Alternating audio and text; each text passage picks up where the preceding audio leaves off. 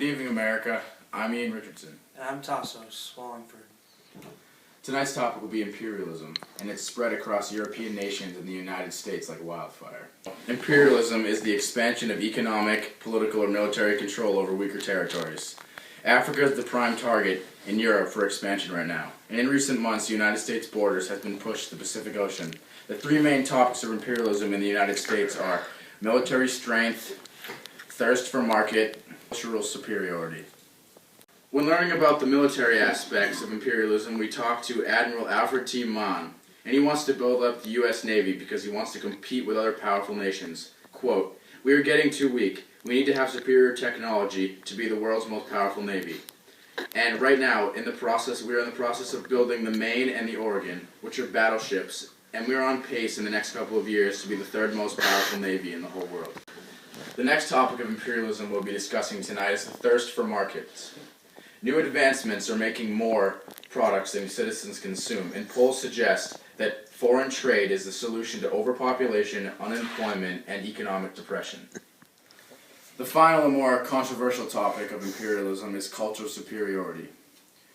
We have asked a man of wealthy class off the street to come in and interview for us. His name is Ryan Sheehy. Hello, Ryan.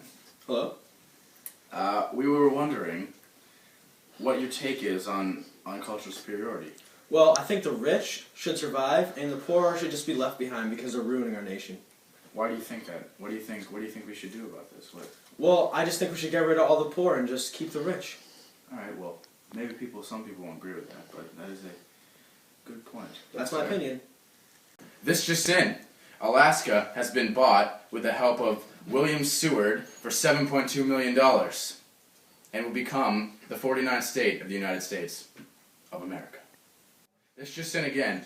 Hawaii has been purchased by the United States and is now the 50th state. In other information, the United States has agreed to import Hawaii sugar duty-free, and polls suggest that over the next 15 years, Hawaiian sugar production will increase 9 times.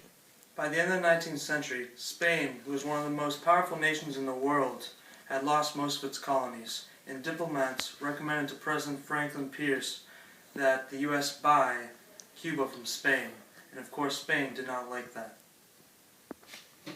Spain responded to the Cuban revolt by sending in General Valeriano Weyer to Cuba to restore order, but unfortunately he ended up putting over 300,000 civilians in concentration camps. When President McKinley took office, demands for American intervention in Cuba went through the roof. Later, the New York Journal published a written letter that personally insulted the president.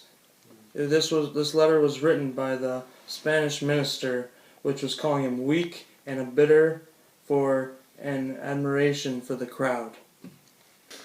Due to the deteriorating situation in Cuba, the president has sent the USS Maine over to Cuba to get the endangered Americans that are there right now. Jack Woolley's in the studio to comment about the deteriorating situation in the war in the Philippines. Jack? Tensions are high in the Philippines. People don't feel safe in their own houses ever since the Spanish invaded. They don't know when violence is going to spark. You stay classy, boss.